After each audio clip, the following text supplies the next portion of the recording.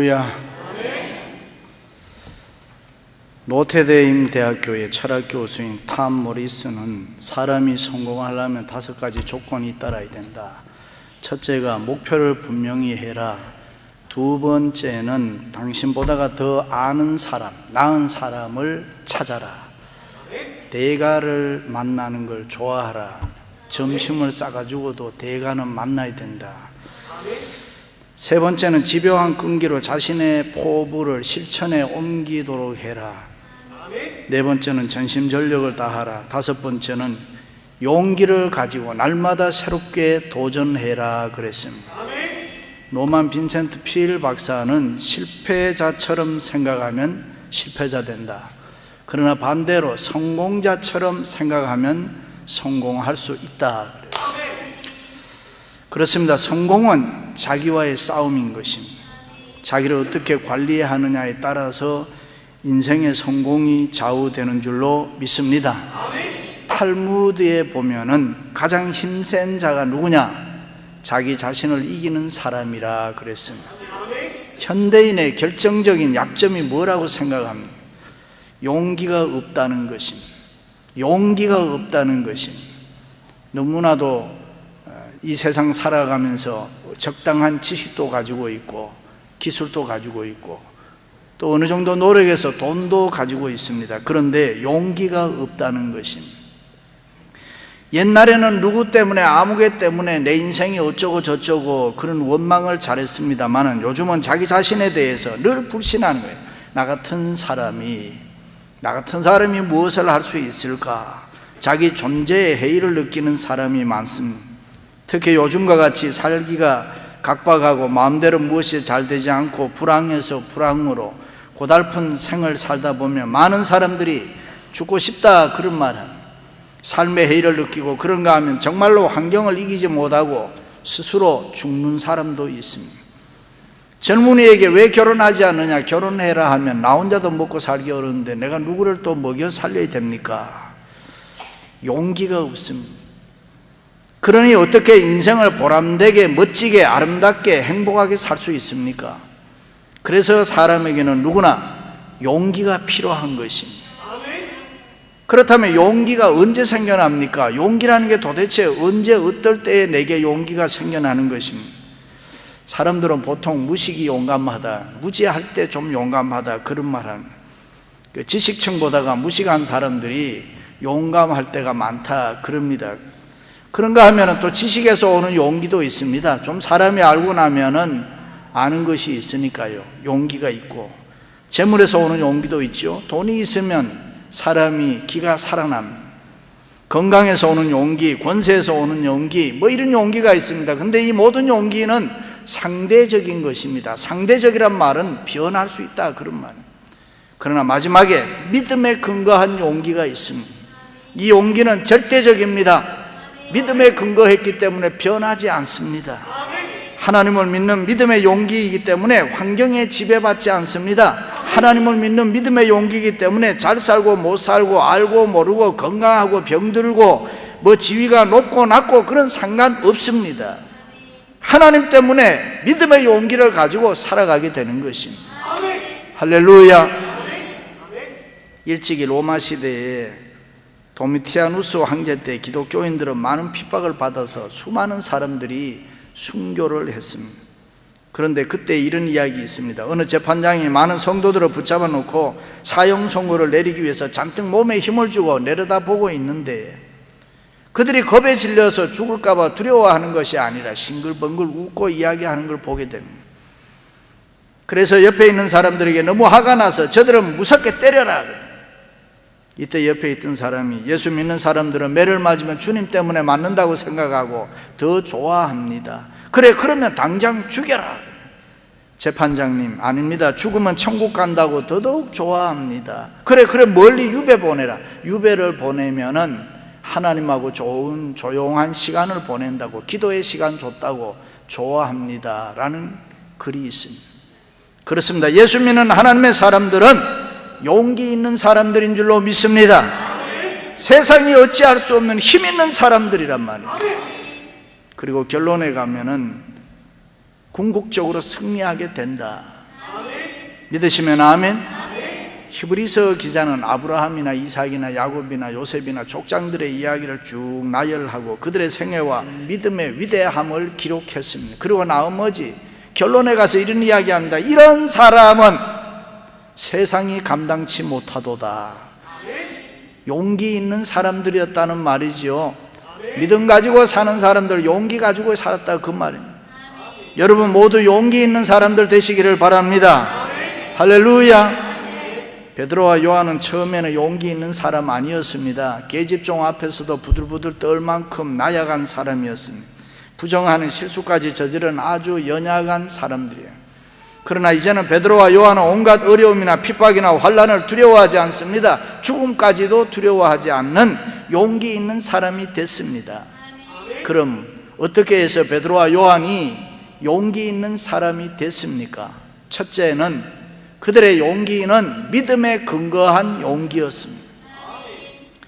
이 세상의 많은 사람들, 특별히 자본주의의 초고를 달리고 있는 미국에 살고 있는 우리들, 돈의 위력 때문에 돈을 좋아하고 돈을 의지하게 되는 것입니다. 그러나 여러분, 그 돈 믿을 게 못 되죠. 오늘은 당신 주머니, 내일은 누구 주머니? 내 주머니, 내 주머니. 그래야지 돈이 올 거 아니야. 그것도 못 믿어요. 오늘은 당신 주머니, 내일은 내 주머니, 그 다음에는 모레는 그 주머니. 어디로 갈지 모르지만 또 어디로 가는 거예요. 돌고 도는 게 돈이라. 그래서 돈 의지하면 낙심해요. 돈 의지하면 좌절해요. 돈 의지하면은 안 되는 것입니다. 세상 권세, 명예도 박수소리 끝나기 전에 수치당하는 경우 많잖아요. 부끄러움 당하는 경우 많잖아요. 그러면 사람은 믿을 만하냐? 사람도 믿을 게 못 됩니다. 시편 기자는 너희는 인생을 의지하지 말며 방백들도 의지하지 마라. 방백이란 권세 잡은 자들 의지하지 마라. 사람 믿지 말라는 것입니다. 사람 믿는다는 것은 근본적으로 잘못됐다는 것입니다. 인생은 잠깐 보이다가 없어지는 안개, 연기와 같은 존재이기 때문에 근본적으로 믿을 것이 못 된다. 인간은 믿음의 대상이 아니라 사랑의 대상이라.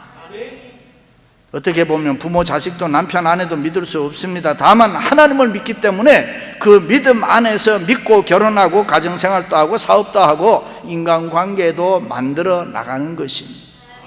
그렇습니다. 베드로와 요한의 용기는 절대적 믿음에 근거했다. 상대적 믿음으로는 그와 같은 용기가 있을 수 없습니다. 그들의 믿음은 추상적인 이론이나 지식이 아니라 하나의 역사적 사건, 팩트가 있었단 말이죠. 기적과 표적을 보면서 하나님에 대한 분명한 믿음을 체험했습니다. 예수님의 십자가와 부활에 나타난 그 계시와 자기와의 관계를 믿음으로 세웠다. 예수님의 죽으심과 고난에 동참하는 것을 즐거워했습니다. 예수 그리스도의 이름으로 안전병기가 일어나고 소경이 눈을 뜰 때 놀라운 많은 군중들이 몰려왔습니다. 그들은 놀랐습니다. 베드로와 요한은 그들에게 예수 그리스도의 복음을 힘있게 증거했다. 그때 사간이라는 성전 맡은 자에 의해서 체포를 당하는 것입니다. 설교들은 많은 사람들, 기적을 체험한 사람들을 회개하고 구원받고 은혜를 받았는데 아이러니하게도 반대로 복음 전한 이 베드로와 요한은 감옥에 갇혀 고통을 당하게 되는 것입니다. 기독교 역사는 이런 경우가 많이 있습니다. 주님이 이것을 하늘의 미랄이 땅에 떨어져 썩는 것으로 표현을 했습니다. 고난은 여전히 고난 아닙니까? 시련은 아무리 짧아도 아픈 거 아닙니까? 매맞는 일이 절대로 즐거운 일은 아닌 것입니다. 감옥에 갇히는 일은 예나 지금이나 어렵고 힘든 일 아닙니까? 그렇습니다. 복음이 전파되고 영혼을 구원하기 위해서는, 그런데 누군가는 희생을 당해야 된다. 고통을 겪어야 된다. 아무리 희생의 대가가 없이 결코 아무것도 무엇이든지 이루어지지 않는다. 그러니까 누군가는 고난을 당해야 되고, 누군가는 아픔을 겪어야 되고, 누군가는 고통을 당해야 되고, 누군가는 희생해야 된다. 그래야 복음의 열매가 있다. 믿으시면 아멘. 교회 다니는 사람들, 주님 위해 희생을 각오한 사람들 아닙니까? 평신도보다는 재직들이 고난을 더 받을 각오해야 됩니다. 재직보다는 장로, 목사가 더 큰 고난과 희생을 각오해야 됩니다. 맞아요? 고난 당해야 된다, 각오해야 된다, 희생을 각오해야 된다, 이러니까 벌써 여러분 얼굴이 어두워지려고. 그러나 이미 늦었어요. too late. 우리는 이 길을 가야 된단 말이에요. 좁은 문 가야 돼요. 좁은 길 가야 돼요. 힘들어도 가야 돼요. 아내보다는 남편이 더 큰 고난과 희생을 각오해야 행복한 가정 돼요. 4.19 폭동 때 다 폭도들이 올라와서 가게들 다 털고 이러니까 다 도망 나온 거예요. 근데 밤에 자는데 집사님 네 분이 너무 궁금한 거예요. 우리 가게는 어떻게 됐나. 그 새벽에 방송을 듣다가 두 내외가 차를 타고서 가게 가니까 아는 게 아니라 가게 문이 확 열리고 뭐 안에 뭐 어떤 놈이 있는지도 모르고 이랬는데 남자 집사님이 이따가 뭐 여자 보고 네가 들어가 봐라. 네가 먼저 들어가 봐라. 그런 사람들 때문에 남자 망신 다 당하는 거예요. 그렇습니다. 우리는 생명 걸고 주님을 위해서 고난과 핍박을 각오해야 될 줄로 믿습니다. 그래야 교회가 살아나요. 가정에서도 누군가가 고난받을 각오를 해야 그 가정이 살아나는 것입니다. 그래야 교회가 은혜롭고 사랑이 충만하고 전도가 되고 교회가 부흥하고 그래야 가정이 행복하게 되는 것입니다. 그것이 믿음에 근거한 용기인 것입니다. 그렇습니다. 베드로와 요한은 예수 그리스도의 십자가와 부활에 복음을 증거하다가 감옥에 갔지만은 믿음에 근거한 용기를 가지고 죽음을 두려워하지 아니하고 복음을 힘있게 증거했습니다. 할렐루야. 사랑하는 성도 여러분, 믿음에 근거한 용기 가지고 날마다 승리하시기를 주님의 이름으로 축원합니다. 두 번째는 그들의 용기는 사람들을 의식하지 않았다. 현대인들은 사람들을 너무 많이 의식하며 살아가는 한국 사람들의 문화를 체면 문화라 그렇게도 이야기합니다. 자녀 교육을 하면서도 사업을 하면서도 항상 사람들이 나를 어떻게 볼까, 사람들이 우리 가정을 어떻게 볼까, 그게 중요합니다. 미국에 이민 와서 살고 있는 우리들은 좀 덜 합니다만은 가난하다는 것 내가 못 살아서 고민하기보다는 다른 사람에 비해 못 산다는 상대적 빈곤이 우리가 더 힘들어할 때가 많습니다. 그래요. 다른 사람 눈치 보고 평판에 구걸하고 칭찬에 매달리면 사람은 누구나 다 초라해져요. 비겁해지는 거예요. 다른 사람의 눈치를 의식하다 보면 내가 아무것도 할 수가 없어요. 그렇습니다. 베드로와 요한은 사람들의 평가를 초월했습니다. 베드로와 요한은 다른 사람들의 말에 전혀 신경 쓰지 않았다. 사내들인 법정 앞에서 그들은 외쳤습니다. 하나님 앞에서 너희 말 듣는 것이 하나님 말씀 듣는 것보다 옳은가 판단하라. 우리가 보고 들은 것을 말하지 아니할 수 없노라. 할렐루야. 베드로와 요한은 하나님만 의식했단 말이죠. 사람 의식하지 않았습니다. 사람이 어떻게 생각하든 하나님이 나를 인정해 주면 그만이라 이 말. 우리도 그렇게 믿을 수 있기를 바랍니다. 심리학자들의 말을 빌리면 여자들은 몸이 아파 병원에 누워 있어도 자기 외모에 신경을 쓴다는 거예요. 지금 사나 죽느냐 하는 시간에 자신의 아름다움이 다른 사람에게 어떻게 평가될까, 쓸데없는 일에 신경 쓰니 여자분들 대단하지 않습니까? 그래서 가끔 신방을 가면 이불을 뒤집어 써버린다니까요. 종종 신방도 오지 말라 그래요. 자기 모습 보이고 싶지 않아서요. 화장했을 때와 안 했을 때 차이가 너무 엄청나게 나는 거예요. 어떤 목사님이 예고 없이 어느 집사님 댁에 신방을 갔더니 문을 딱 여는데 전혀 딴 얼굴이더라는 거예요. 눈썹이 하나도 없더라 그러잖아요. 하나님이 인간을 만드실 때에 머리카락은 수명이 6개월이지만 눈썹은 6년이라 그래요. 머리카락은 잘 자라도록 만들었습니다. 눈썹은 머리카락처럼 잘 자라지를 않습니다. 그것은 눈썹 안에는 혈관이 별로 없잖아요. 하나님이 그렇게 했습니다. 또 눈썹이 잘 자라도 안 되잖아요. 그런데 여러분, 요즘 여자들은 자라지도 않는 눈썹을 아예 없애버렸나요? 그런 줄 알았으면 하나님이 창조할 때 아예 눈썹은 여자분들은 빼버리라고 그렇게 얘기하는 거예요. 외모에 너무 의식해요. 성령 의사들 간에 이런 우스운 얘기 있어요. 멀지 않아서 여자들 목에 구멍이 하나씩 나 있을 거다 그래요. 사연은 이제 여자들의 얼굴이 주름 없앤다고 가죽을 자꾸 잡아당기다 수술을 하다 보니까 배꼽이 목구멍까지 끌어 올라갈 수가 있다. 물론 그런 사람이 있겠습니까만은 너무 사람들 의식하지 말라는 거예요. 생겨 먹는 것대로 사는 게 좋습니다. 우리 그리스도인들은 사람 의식하지 말고 오직 한 분 하나님께만 신경 쓰고 살아라. 한국 사람들의 45%가 더 예뻐져야 되는데 외모 지상주의 때문에 성형수술이 유행한다 그래요. 뭐 예쁜 거 만든다는 게 뭐 잘못될 게 있습니까? 제가 예뻐지는 비법 하나 가르쳐 드릴까요? 돈 얘기할 때는 전혀 달라. 얼굴이 밝아지는 거예요. 뭔 얘기를 할까? 눈빛이 달라져요. 잠자리 습관 바꾸라 그런 거예요. 잠자리. 어떻게 해요? 아무리 피곤해도 들어와서 하루의 삶을 평가하고 사람이 잠자리에 들게 되는데, 그때에 하루 일과 중에서 안 좋은 거는 다 생각하지 말고 기쁘고 즐거운 일들만 생각하고 잠자리에 들어라. 그것도 밤 10시부터 그 다음 오전 2시까지 자는 게 최고 좋다 그래요. 여러분, 예수 믿는 우리들 너무 사람 의식하지 말고 하나님 바라보고 믿음으로 용기 있게 살아야 될 줄로 믿습니다. 바울은 이야기했습니다. 하나님이 나를 위하시면 누가 나를 대적하리요? 하나님이 나를 의롭다 하시면 누가 나를 정죄하리요? 믿으시면 아멘. 흑인 인권운동가 로잔 박스 여사가 1955년도에, 그때는 버스가 백인석, 흑인석이 나누어져 있을 때인데 백인석에 앉아서 난리가 났습니다.